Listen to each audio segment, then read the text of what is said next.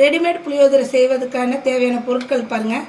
கடலைப்பருப்பு 1 கப்பு, அதே கப்பில் 1/2 கப்பு உளுந்து, தனியாக 1/4 கப்பு, தேவையான அளவுக்கு 100 கிராம் புளி. நான் இந்த கப்பு அளவுக்கு 100 கிராம் புளி சேர்த்துருக்கேன்.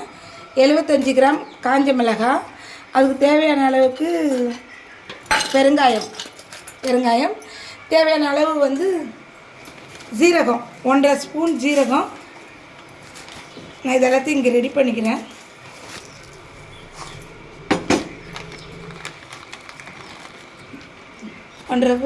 மிளகு, எள்ளு 2 ஸ்பூன் போட்டுக்கோங்க. எள்ளு ரொம்ப பிடிக்குன்னா இன்னும் கூட கொஞ்சம் எக்ஸ்ட்ரா சேர்த்துக்கலாம். கருப்பு எள்ளு சேர்த்துக்கலாம். என்கிட்ட இப்போதைக்கு வெள்ளை எள்ளு தான் இருக்குது, அது ரெடி பண்ணி வச்சுருக்கேன். வெந்தயம் 1.5 ஸ்பூனு. நான் இதுக்கு கருவேப்பிலை சேர்த்துப்பேன் எப்பவுமே. ஒரு சிலர் சேர்த்துக்க மாட்டாங்க, எனக்கு கருவேப்பிலை சேர்த்தா நல்லாயிருக்கும். அப்படியே இருக்கட்டும்.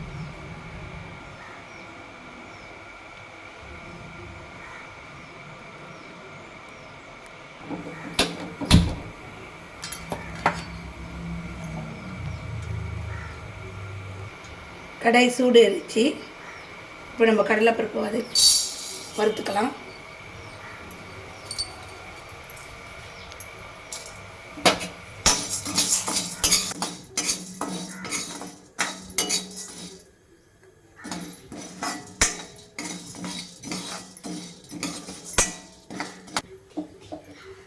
பொன்னிறமாக வரைஞ்சிச்சு பாருங்கள்.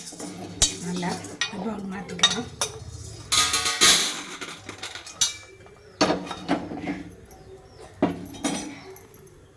உளுத்தம்பருப்பு கொட்டிக்கலாம்.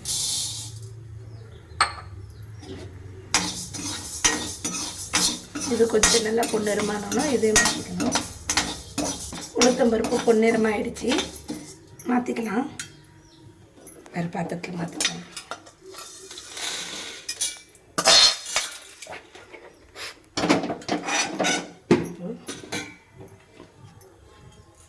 தனியா போட்டுக்கலாம்.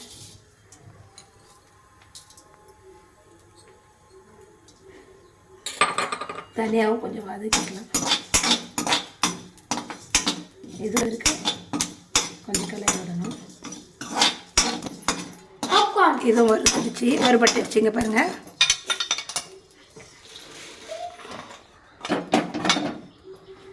இப்போ தேவையான அளவுக்கு நம்ம எடுத்து வச்சுருக்கோம்ல 1.5 ஸ்பூன் மிளகு,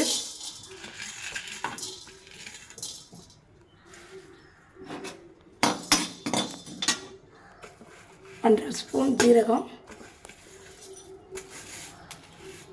வெந்தயம், எள்ளு எல்லாத்தையுமே ஒன்றாவே போட்டு வறுத்துடலாம்.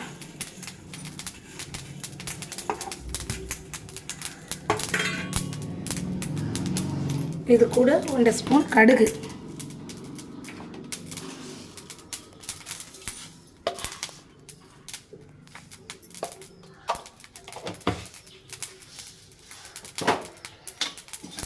நல்லா வறுக்கணும்.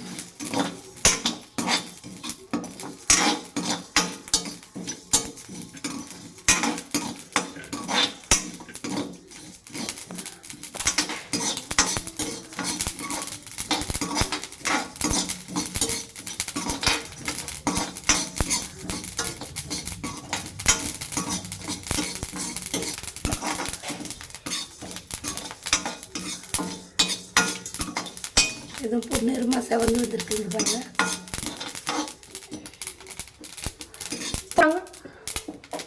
இதே வேறு பாத்திரத்தில் பார்த்துக்கலாம்.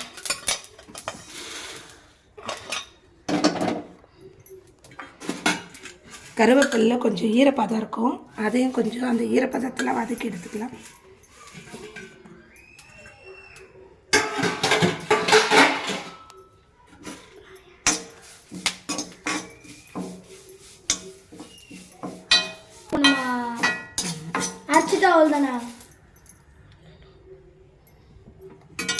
பாருங்கள், ஈரப்பதம்லாம் போயிடுச்சு. நல்லா ஈரப்பதம் போய் நல்லா பூ மாதிரி ஆயிடுச்சு. இதை மாற்றிக்கலாம். நினச்சிப்பாங்க 2 ஸ்பூன் எண்ணெய் சேர்த்துப்போம்.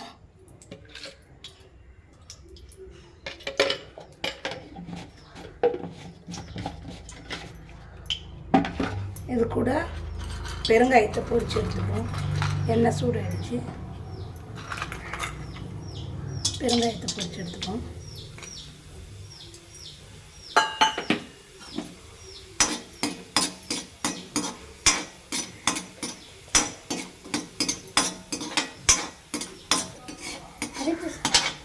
பெருங்காயம் பொரிஞ்சு வந்துடுச்சு, பவுலில் மாற்றிப்போம். இதில்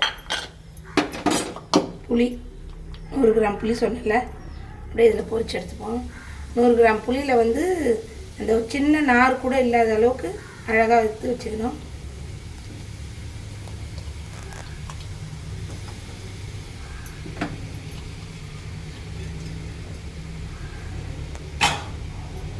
இது நல்லா பொரிக்கணும்.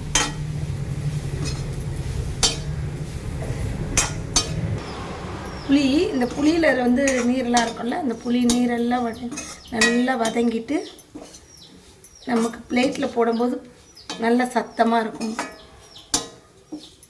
அப்பளம் பொரிச்சு போட்ட மாதிரி சத்தம் வரும். அப்போ தான் இது வந்து நல்லா இதுவாச்சுன்னு அர்த்தம். நான் பொரிச்சிட்டு காட்டுறாங்க பாருங்கள். புளி நல்லா வறுபட்டுடுச்சு. இது வேறு பாத்திரத்தில் மாற்றிக்கலாம். காஞ்ச மிளகாய் போட்டு வறுத்துக்கலாம்.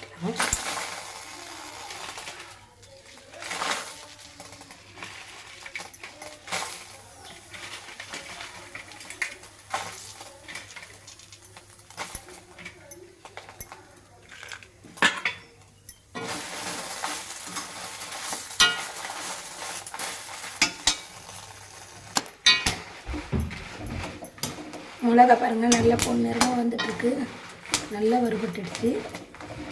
இதை ஆஃப் பண்ணிக்குவோம். அதேமாரி இங்கே பாருங்கள், புளி சொன்னல எப்படி சத்தம் இருக்குது பாருங்கள், நல்லா முறுமுறுன்னு சத்தம் கேட்குது பாருங்கள். இந்த மாதிரி இருந்தால் தான் நம்ம புளியோதரை பொடிக்கு இது புளி கரெக்டாக இருக்கும். இல்லைன்னா ரொம்ப மாதிரி பிசு பிசுப்பாக தண்ணி விட்ட மாதிரி ஆகிடும். இது அப்படியே கொஞ்சம் நேரம் ஆற விடுவோம், அதுக்கப்புறமா அரைக்கலாம். கடைசியாக கொஞ்சம் உப்பு, கல் உப்பு, இதை கொஞ்சம் வறுத்த மாதிரி போட்டால் டேஸ்ட்டு நல்லாயிருக்கும். அப்படிங்கிற உப்பு காட்டில் மறந்துட்டேன். இது நல்லா வறுத்துட்டு போட்டுக்கணும். அது அப்படியே மீறி பத்தலைன்னா கொஞ்சம் உப்பு நம்ம சேர்த்துக்கலாம்.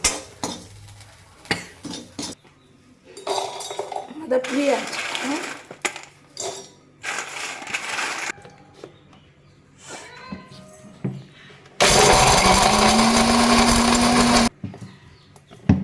கொரகரன்னு வந்துடுச்சு. திரும்ப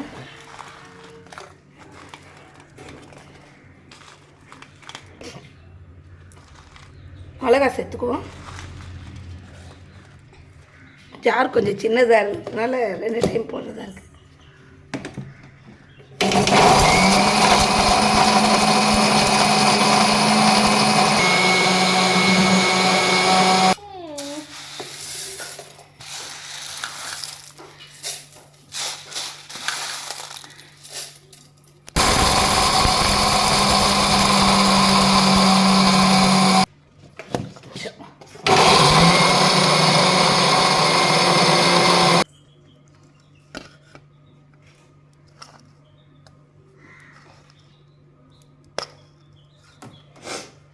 சூடடி மஞ்சள்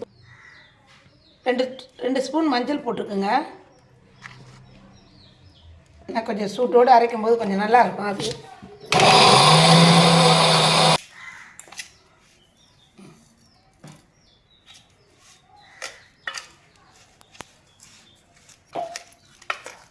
பாருங்கள், புளியோதரை பொடி ரெடி ஆகிடுச்சு.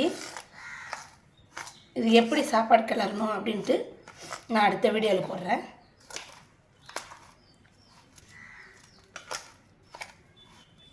பிடிச்சிருந்தால் லைக் பண்ணுங்கள், ஷேர் பண்ணுங்கள், கமெண்ட் பண்ணுங்கள். Bye friends.